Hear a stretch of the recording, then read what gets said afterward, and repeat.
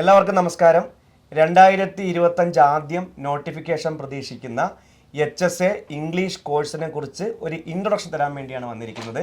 ഞാൻ മാത്രമല്ല, എന്നോടൊപ്പം മീര മിസ് ഉണ്ട്. മീര മിസ് കഴിഞ്ഞ വർഷം അല്ലെങ്കിൽ കഴിഞ്ഞ തവണ HSA ഇംഗ്ലീഷ് ലീഡ് ചെയ്ത ഒരു അധ്യാപികയാണ്. അതുമാത്രമല്ല, എൻട്രിയിലൂടെ നിരവധി അധ്യാപക ഉദ്യോഗാർത്ഥികൾക്ക് ജോലി മേടിച്ചു കൊടുക്കാൻ കഴിഞ്ഞ ഒരു എക്സ്പീരിയൻസ് ടീച്ചർക്കുണ്ട്. അപ്പം തീർച്ചയായിട്ടും നമുക്കറിയാം, എൻട്രിയിലെ അധ്യാപകരും അതുപോലെ തന്നെ അധ്യാപക ഉദ്യോഗാർത്ഥികളും ഏറ്റവും കൂടുതൽ പ്രതീക്ഷയോടെ കാത്തിരിക്കുന്ന ഒരു ജോലിയാണ് HSA ഇംഗ്ലീഷ് എന്ന് പറയുന്നത്. തീർച്ചയായിട്ടും അധ്യാപകരായിരിക്കാൻ കഴിയുക അല്ലെങ്കിൽ അധ്യാപകരായിരിക്കുക എന്നുള്ളത് ഒരു മനുഷ്യൻ്റെ ജീവിതത്തിൽ കിട്ടാവുന്ന ഏറ്റവും വലിയ ഭാഗ്യമാണ്.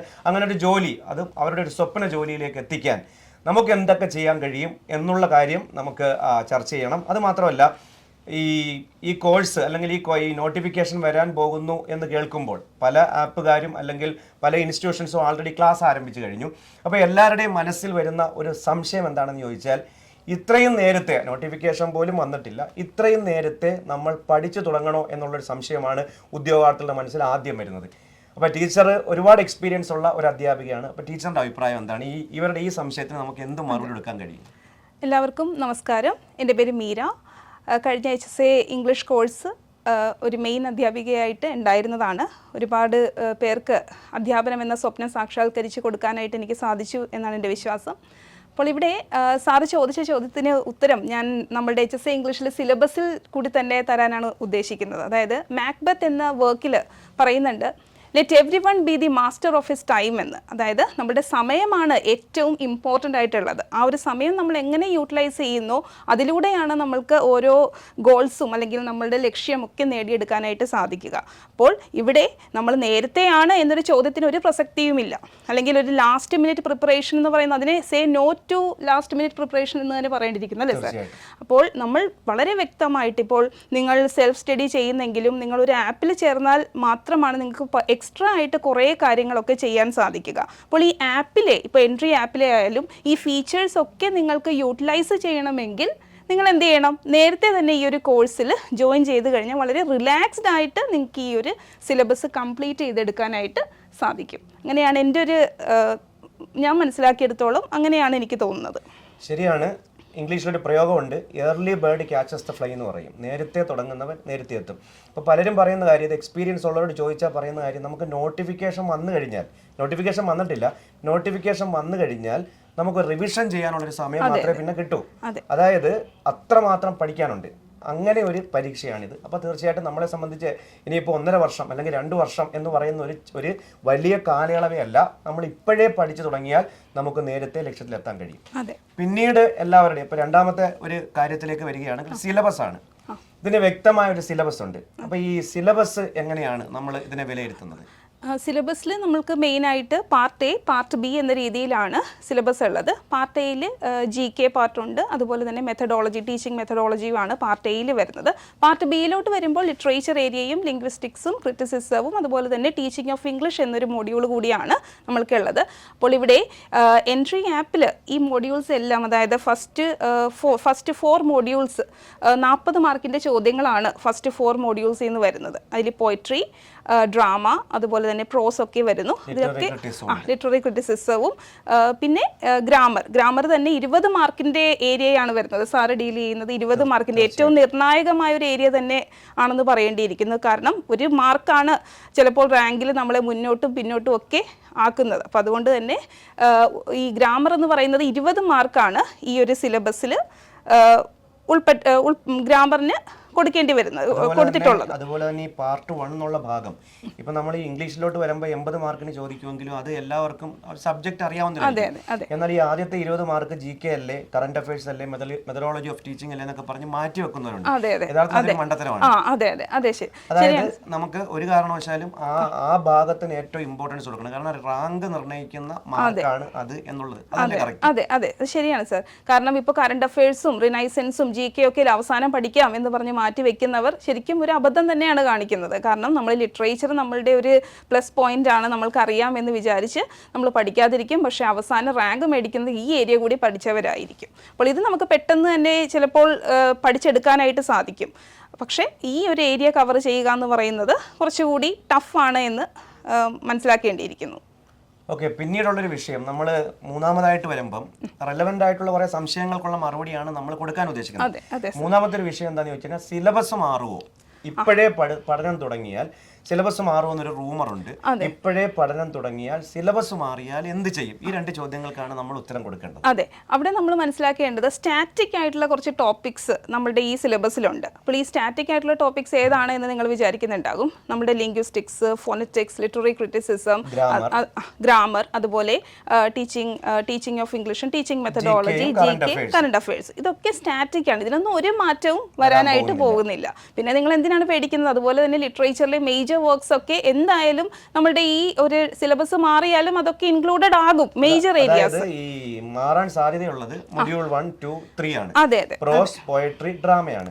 അതിനകത്ത് ഒരു കൃത്യമായ സിലബസ് പറയുന്നുണ്ട്. മാറുവാണെങ്കിലും എല്ലാം കൂടെ മാറത്തില്ല. അപ്പൊ ടീച്ചറിന്റെ എക്സ്പീരിയൻസ് വെച്ച് വർഷങ്ങളായിട്ടുള്ള എക്സ്പീരിയൻസ് ഉണ്ടാകാൻ അറിയാം, എല്ലാം കൂടെ മാറത്തില്ല. ഏതെങ്കിലും ഒക്കെ വർക്ക്സുകൾ മാറത്തുള്ളൂ. അപ്പൊ നമ്മൾ ഒരു എൻട്രിയുടെ കോഴ്സിനെ കുറിച്ച് പറയുകയാണെങ്കിൽ കോഴ്സിനെ കുറിച്ച് ഡീറ്റെയിൽ ആയിട്ട് പറയാം. നമ്മൾ കോഴ്സിനോട് ഉദ്ദേശിക്കുന്ന ഒരു കാര്യം, സിലബസ് മാറിയാലും നമ്മൾ പ്ലാൻഡ് ആണ്, നമ്മൾ പ്രിപ്പയർഡ് ആണ്. ആ രീതിയിലാണ് നമ്മൾ പഠിച്ചു പോൽ. ഒരു 80 മാർക്കിന്റെ സിലബസ് ഒരു കാരണവശാലും മാറില്ല. അതുകൊണ്ട് ഇപ്പോഴേ പഠനം തുടങ്ങുന്നതിൽ യാതൊരു പ്രശ്നമില്ല. ഇനി നമുക്ക് ചർച്ച ചെയ്യാനുള്ളത് ഡിസ്ക്രിപ്റ്റീവ് ആകുമോ എന്നുള്ള ഒരു ആവശ്യമില്ലാത്ത ഒരു ടെൻഷൻ എല്ലാവർക്കും ഉണ്ട്. അതിനെക്കുറിച്ച് നമ്മൾ ഒരുപാട് സംസാരിക്കാതിരിക്കുന്നതാണ് നല്ലത്. കാരണം ഡിസ്ക്രിപ്റ്റീവ് ആകുമെന്ന് ഓരോരുത്തരുടെ റൂമറാണ്. അത് മാത്രമല്ല, അതിനെക്കുറിച്ച് നമുക്കൊരു ഓതന്റിസിറ്റിയും ഇല്ല. അതുകൊണ്ട് ആവശ്യമില്ലാത്ത കാര്യങ്ങൾ സംസാരിച്ച് നമ്മൾ വഷളാക്കേണ്ട കാര്യമില്ല. അതിനെക്കുറിച്ച് ഇപ്പം ചിന്തിക്കേണ്ട ആവശ്യമില്ല. ഡിസ്ക്രിപ്റ്റീവ് ആവാൻ ഒരു സാധ്യതയുമില്ല. പിന്നീട് വരുമ്പം നമുക്ക് സംസാരിക്കേണ്ടത് എൻട്രിയുടെ കോഴ്സിനെ കുറിച്ചാണ്. മെയ് 30-ാം തീയതി എൻട്രിയുടെ നോർമൽ ബാച്ചും മെന്റർഷിപ്പ് ബാച്ചും ആരംഭിക്കുകയാണ്. നമ്മൾ വളരെ പ്ലാനിങ് ആയിട്ടാണ് ഇത് ചെയ്യാൻ ഉദ്ദേശിക്കുന്നത്. അതായത് 150 ദിവസത്തെ കോഴ്സാണ്. ഈ 150 ദിവസം എന്ന് പറയുമ്പം ഒന്നാമത്തെ പ്രത്യേകത, എല്ലാം പുതിയ ക്ലാസ്സുകളാണ്. നമ്മൾ പഴയ ക്ലാസ്സുകൾ ഉപയോഗിക്കുന്നതേ ഇല്ല. രണ്ടാമത്തെ പ്രത്യേകത എന്താണെന്ന് വെച്ച് കഴിഞ്ഞാൽ 30 ദിവസത്തെ 5 ഘട്ടങ്ങളായിട്ടാണ് നമ്മൾ ഈ കോഴ്സ് മുന്നോട്ട് കൊണ്ടുവരാൻ ഉദ്ദേശിക്കുന്നത്. അത് നോർമൽ ആയാലും മെന്റർഷിപ്പ് ബാച്ച് ആയാലും. അതിനകത്ത് ഓരോ 30 ദിവസം കഴിയുമ്പോൾ റിവിഷൻ ഉണ്ട്, മോക്ക് ടെസ്റ്റ് ഉണ്ട്, അതുപോലെ തന്നെ പിന്നെ പ്രാക്ടീസ് ആയിട്ട് ചെയ്യാൻ വേണ്ടിയുള്ള ക്വസ്റ്റ്യൻസ്, ഇതെല്ലാം തയ്യാറാക്കി റിവിഷൻ ഉൾപ്പെടെയുള്ള ഒരു കോഴ്സ് ഇപ്പോഴേ നമ്മൾ പ്ലാൻ ചെയ്ത് കഴിഞ്ഞു.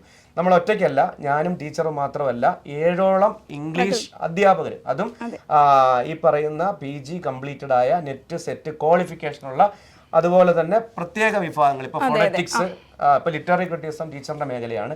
ഫോണറ്റിക്സിന് നമുക്കൊരു അധ്യാപകനുണ്ട്. ഇംഗ്ലീഷ് ഗ്രാമർ പ്ലസ് വൊക്കാബുലറി കൈകാര്യം ചെയ്യുന്ന ഞാനാണ്.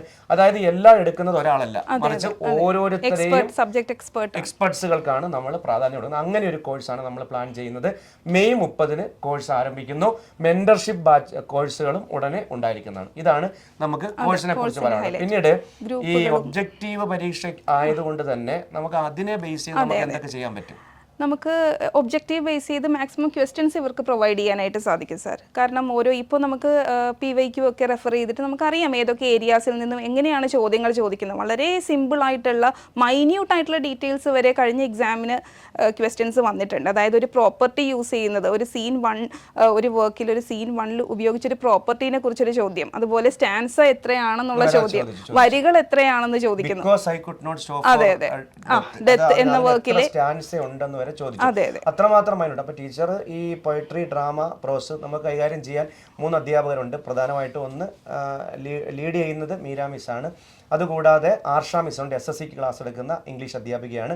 പിന്നെ നമുക്കുള്ളത് ശ്രീലക്ഷ്മി മിസ്സാണ്. ശ്രീലക്ഷ്മി മിസ് ആൾറെഡി HSA ക്ലാസ്സുകൾ കൈകാര്യം ചെയ്യുന്ന അധ്യാപികയാണ്, നേരത്തെ ടീമിലുള്ളതാണ്. പിന്നീട് ഫോണറ്റിക്സ് കൈകാര്യം ചെയ്യുന്ന ഓരോരുത്തരുണ്ട്. അപ്പോൾ അത് ഞാൻ ഈ അടുത്ത പറയാൻ വന്നത് പ്രീവിയസ് ക്വസ്റ്റിനെ കുറിച്ചാണ്. പ്രീവിയസ് ക്വസ്റ്റ്യൻ വളരെ പ്രധാനപ്പെട്ട ഒരു കാര്യമാണ്. പ്രീവിയസ് ക്വസ്റ്റ്യൻ 2021 നടന്ന പരീക്ഷ, ആ പരീക്ഷയുടെ ക്വസ്റ്റ്യൻ പേപ്പർ എടുത്ത് പരിശോധിച്ചാൽ നമുക്ക് മനസ്സിലാക്കാൻ കഴിയുന്ന കാര്യങ്ങൾ എന്തൊക്കെയാണ്? ഈ മൈന്യൂട്ട് ആയിട്ടുള്ള ഡീറ്റെയിൽസ് ക്വസ്റ്റ്യൻസ് ആയിട്ട് വന്നിട്ടുണ്ട്. അപ്പോൾ ചിലപ്പോൾ നമ്മൾ പഠിക്കുന്ന സമയത്ത് ഈ ഡീറ്റെയിൽസ് ഒക്കെ ശ്രദ്ധിച്ചു എന്ന് വരില്ല. അപ്പോൾ ഈ ഡീറ്റെയിൽസ് കൂടി ഉൾപ്പെടുത്തിയിട്ടുള്ള ഒബ്ജക്റ്റീവ് ക്വസ്റ്റ്യൻസ് നമ്മൾ ഇവർക്ക് പ്രാക്ടീസ് സെഷനിലൂടെയൊക്കെ പ്രൊവൈഡ് ചെയ്യുന്നതായിരിക്കും. അതുപോലെ വെബിനാറും യൂട്യൂബ് വീഡിയോസിലൂടെയൊക്കെ മാക്സിമം ഇവരിലോട്ട് എത്തിക്കുന്നതായിരിക്കും. കൂടാതെ കഴിഞ്ഞ എക്സാമിന് മാക്ബത്തിനെ കുറിച്ചൊരു കോട്ട് വന്നിരുന്നു. അതൊരു സിമ്പിൾ ക്വസ്റ്റ്യൻ എന്ന് പറയാൻ സാധിക്കില്ല സാർ. വളരെ ഡിഫിക്കൽട്ട് ആയിട്ടുള്ളൊരു ക്വസ്റ്റ്യൻ ആണ്. അതിന് കുറച്ച് പേര് മാത്രമാണ് ഉത്തരം നൽകിയിട്ടുള്ളത്. അപ്പോൾ അങ്ങനെയുള്ള, അതായത് വളരെ സിമ്പിളും വളരെ ടഫായിട്ടുള്ള ചോദ്യങ്ങളും ഈ എക്സാമിന് വന്നിട്ടുണ്ട് PYQ ചെക്ക് ചെയ്യുമ്പോഴത്തേക്കും. അതുകൊണ്ട് തന്നെ ഈ ട്വിസ്റ്റഡ് ആയിട്ടുള്ള ചോദ്യങ്ങളൊക്കെ നേരിടാൻ സാധിക്കുന്ന ക്ലാസ്സുകളാണ് നമ്മൾ എൻട്രിയിലൂടെ ഈ ഒരു അഡ്വാൻസ്ഡ് ആയിട്ടുള്ള ഈ ഒരു കോഴ്സിലൂടെ പ്രൊവൈഡ് ചെയ്യാനായിട്ട് ഉദ്ദേശിക്കുന്നത്. ശരിയാണ്. നമ്മൾ എന്തെങ്കിലും കാട്ടിക്കൂട്ടുകയല്ല, മറിച്ച് വ്യക്തമായ സ്റ്റഡി പ്ലാനോടുകൂടി വ്യക്തമായ സിലബസ് മുഴുവനും കവർ ചെയ്യുന്ന ഡീറ്റെയിൽഡ് സ്റ്റഡിയാണ്. ഇപ്പം പോയംസ് ഒക്കെ ഡീറ്റെയിൽഡ് ആയിട്ട് തന്നെ പഠിപ്പിച്ച്, എന്നാൽ അതിൻ്റെ ഒബ്ജക്റ്റീവ് ക്വസ്റ്റ്യൻസ് മാക്സിമം വർക്കൗട്ട് ചെയ്യിപ്പിച്ച് ഏറ്റവും ടീച്ചർ പറഞ്ഞ പോലെ മൈന്യൂട്ടായിട്ടുള്ള കാര്യങ്ങൾ വരെ ഉദ്യോഗാർത്ഥികളിൽ എത്തിച്ച് മുന്നോട്ട് പോയി ഒരു അങ്ങനെ ഉദ്ദേശിക്കുന്ന ഒരു കോഴ്സാണ് നമ്മൾ ഉദ്ദേശിക്കുന്നത്. ഇനി നമുക്ക് സംസാരിക്കാനുള്ളത്, ഒരുപാട് നീട്ടിക്കൊണ്ട് പോകാൻ നമുക്ക് താല്പര്യമില്ല, നിങ്ങളുടെ നമ്മൾ എൻട്രിയുടെ റിസൾട്ടിനെ കുറിച്ചാണ്. ഇപ്പം ഏതൊരു കോഴ്സ് ആയാലും നടത്തി എക്സ്പീരിയൻസ് ഉണ്ടെന്ന് പറഞ്ഞിട്ട് കാര്യമില്ല, നമുക്ക് റിസൾട്ട് ഉണ്ടോ എന്നുള്ളതാണ് ഉദ്യോഗാർത്ഥികളുടെ ചോദ്യം. അപ്പം കഴിഞ്ഞ വർഷം ടീച്ചറാണ് ഇത് ലീഡ് ചെയ്തത്. ടീച്ചറിന് അറിയാം, എല്ലാവരുടെയും പേര് ചിലപ്പം ടീച്ചറിന് ഓർമ്മ കാണത്തില്ല. നമ്മുടെ ഉദ്യോഗാർത്ഥികൾ, ജോലി കിട്ടിയ അധ്യാപക ഉദ്യോഗാർത്ഥികളുടെ പേരുകളോ വിവരങ്ങളോ ടീച്ചറിന് ഓർമ്മയുണ്ട്? കഴിഞ്ഞ മാർച്ച് 2021 നമ്മുടെ ഈ ഒരു കോഴ്സ് സ്റ്റാർട്ട് ചെയ്യുന്നത്. 1.5 വർഷത്തോളം നീണ്ടുന്ന ഒരു കോഴ്സായിരുന്നു സാർ. അപ്പോൾ അതുകൊണ്ട് തന്നെ ഒരു ലിറ്റററി നമ്മൾ ഡിഗ്രിക്കൊക്കെ പഠിക്കുന്ന ഒരു രീതിയിലായിരുന്നു ഈ കോഴ്സ് മുന്നോട്ട് പോയിരുന്നത്. ലൈവ് ക്ലാസ്സസിലൂടെ ആണെങ്കിലും അങ്ങനെയൊക്കെ ഒരു അറ്റാച്ച്മെന്റ് കുട്ടികളുമായിട്ടുണ്ടായിരുന്നു. അതെ, കോവിഡിന്റെ ആ ഒരു ടെക്നിക്കൽ ലിമിറ്റേഷൻ ഒക്കെ നമുക്ക് ഉണ്ടായിരുന്നു. പക്ഷെ അതൊക്കെ മറികടന്ന് ഏറ്റവും നല്ല ക്ലാസ്സസ് ആണ് നമ്മൾ കേരളത്തിലെ ഏറ്റവും മികച്ച HSA ഇംഗ്ലീഷ് കോഴ്സ് തന്നെയായിരുന്നു എന്ന് ഉറപ്പായിട്ടും പറയാൻ സാധിക്കും. അപ്പോൾ ഇവിടെ നമ്മൾ റാങ്കുകളും അതുപോലെ തന്നെ 1, 2, 3 റാങ്കുകൾ, അതുപോലെ തന്നെ നിരവധി താഴത്തോട്ടുള്ള റാങ്കുകളും ഒക്കെ നമ്മൾ കരസ്ഥമാക്കിയിട്ടുണ്ട്. അതിൽ ആര്യ, അതുപോലെ അനന്യ കുമാരി ഒക്കെ ഇപ്പോൾ ജോലിയിൽ പ്രവേശിച്ചു കഴിഞ്ഞു. പിന്നെ ചൈതന്യ, ശിശിര, അങ്ങനെയൊക്കെയുള്ള കുട്ടികൾ, അതായത് നിയമനം നടന്നുകൊണ്ടിരിക്കുകയാണ്. 2006 വരെ നമ്മളുടെ ലിസ്റ്റിന് കാലാവധി ഉണ്ട്. അപ്പോൾ നിയമനം നടന്നുകൊണ്ടിരിക്കുന്നു. അപ്പോൾ ഇത്രയും കാര്യങ്ങളാണ്, ഇത്രയും നല്ലൊരു റിസൾട്ടാണ് എൻട്രിക്ക് കഴിഞ്ഞ HSA ഇംഗ്ലീഷ് കോഴ്സിലൂടെ നൽകാനായിട്ട് സാധിച്ചത്. അപ്പം എല്ലാവർക്കും ഒരു കാര്യം വ്യക്തമായി. നമ്മളിവിടെ പറയാൻ ഉദ്ദേശിച്ചത് വളരെ പ്രധാനപ്പെട്ട ഒരു കാര്യം, നേരത്തെ തുടങ്ങുക. നേരത്തെ തുടങ്ങിയാൽ മാത്രമേ നമുക്ക് ലക്ഷ്യത്തിലെത്താൻ കഴിയൂ. 2, വ്യക്തമായൊരു സിലബസ് ഉണ്ട്. ആ സിലബസ് എങ്ങനെയാണ് പ്രീവിയസ് ക്വസ്റ്റ്യൻ എടുത്ത് നോക്കിയിട്ട് അതിനെങ്ങനെയാണ് മാർക്ക് ചോദിച്ചിരിക്കുന്നത്, ഏതിനാണ് കൂടുതൽ ഇമ്പോർട്ടൻസ് കൊടുക്കേണ്ടത്, അതിനെക്കുറിച്ചൊരു നല്ല ഗ്രാഹ്യം നമുക്ക് വേണം. പിന്നീട് എൻട്രിയുടെ കോഴ്സിനെ കുറിച്ചാണ്. നല്ലൊരു ഗൈഡൻസ് ഉണ്ടെങ്കിൽ മാത്രമേ ഏത് കോമ്പറ്റേറ്റീവ് എക്സാം ആയാലും, ഇപ്പം നിങ്ങൾ ഉദ്യോഗാർത്ഥികൾ, നിങ്ങളും PG പഠിച്ചവർ അല്ലെങ്കിൽ ഡിഗ്രി പഠിച്ചവരാണ്, ലിറ്ററേച്ചർ പഠിച്ചവരാണ്, ഞങ്ങളും ലിറ്ററേച്ചർ പഠിച്ചവരാണ്. അപ്പം തീർച്ചയായിട്ടും നിങ്ങൾക്കറിയാം, നിങ്ങൾ ഒറ്റയ്ക്ക് ശ്രമിക്കുന്നതിനേക്കാൾ നല്ലത് ഒരു ഗൈഡൻസോട് കൂടി മുന്നോട്ട് പോയാൽ നിങ്ങളുടെ ജോലി പകുതി എളുപ്പമാകും. അതിന് ഏറ്റവും ബെറ്റർ ട്രെയിനിങ് ആണ്. ഇപ്പോൾ കേരളത്തിൽ തന്നെ ഏറ്റവും ബെറ്റർ ട്രെയിനിങ് ആണ് നമ്മൾ HSAയിൽ നൽകാൻ ഉദ്ദേശിക്കുന്നതെന്ന് മനസ്സിലാക്കുക. ഇത് വെറും വാക്കല്ല, മറിച്ച് നിങ്ങൾക്ക് വരുന്ന ദിവസങ്ങളിൽ കാണാം. ഇനിയുള്ള ദിവസങ്ങളിൽ നമ്മുടെ ജോലി കിട്ടിയ ഉദ്യോഗാർത്ഥികളുടെ ഇൻ്റർവ്യൂ നിങ്ങളുടെ മുമ്പിലേക്ക് എത്തും. അവരവരുടെ അനുഭവങ്ങൾ പങ്കുവെക്കുമ്പോൾ കോഴ്സിനെ കുറിച്ച് നിങ്ങൾക്ക് മനസ്സിലാവും. തീർച്ചയായിട്ടും ഞങ്ങൾ ഇവിടെ ഇത് വലിയൊരു സംരംഭത്തിൻ്റെ തുടക്കമാണ്. അതായത് നമ്മളെല്ലാവരും വളരെ പ്രതീക്ഷയോടെ കാണുന്ന ഈ പരീക്ഷയെ നമ്മൾ ഇപ്പം തന്നെ സജ്ജമാണ് എന്ന് നിങ്ങളെ ബോധ്യപ്പെടുത്തുക എന്നൊരു ഉദ്ദേശം കൂടി ഞങ്ങൾക്കുണ്ട്. അപ്പം തീർച്ചയായിട്ടും നമുക്ക് വീണ്ടും കാണാം. ഒരുപാട് വീഡിയോസ്, ഇപ്പോൾ പ്രീവിയസ് ക്വസ്റ്റ്യൻ വീഡിയോ ആയിട്ട് വരുന്നുണ്ട്, സിലബസ് എക്സ്പ്ലനേഷൻ വീഡിയോ ആയിട്ട് വരുന്നുണ്ട്. ഓരോ അധ്യാപകരും യൂട്യൂബിലൂടെ അവരുടെ മേഖലകൾ എങ്ങനെയാണ് പഠിച്ചെടുക്കേണ്ടതുള്ള വീഡിയോ ആയിട്ട് വരുന്നുണ്ട്. നിങ്ങൾക്ക് ഇതെല്ലാം ഒബ്സർവ് ചെയ്യാം. ഞാൻ പറയുന്നത് എത്രയും പെട്ടെന്ന് കോഴ്സിൻ്റെ ഭാഗമാകുക, പഠിച്ചു തുടങ്ങുക, അതാണ് എനിക്ക് പറയാനുള്ളത്. ടീച്ചർ, അപ്പോൾ നമ്മളൊരു പ്രീമിയം ലിറ്റററി എക്സ്പീരിയൻസ് എന്ന രീതിയിൽ തന്നെയാണ് ഈ കോഴ്സ് ലോഞ്ച് ചെയ്യുന്നത്. അതുകൊണ്ട് തന്നെ നിങ്ങൾക്ക് ഒരു ഡൗട്ടും വേണ്ട, നിങ്ങൾ ജോയിൻ ചെയ്തോളൂ. ഞങ്ങൾ നിങ്ങളെ റാങ്ക് ലിസ്റ്റിലോട്ട് എത്തിക്കുന്നതാണ്. നിങ്ങളുടെ അധ്യാപനം എന്ന സ്വപ്നം നിങ്ങൾക്ക് നേടിത്തരുന്നതായിരിക്കും. ആ ഒരു ഉറപ്പാണ് ഞങ്ങൾക്കിപ്പോൾ നൽകാനുള്ളത്.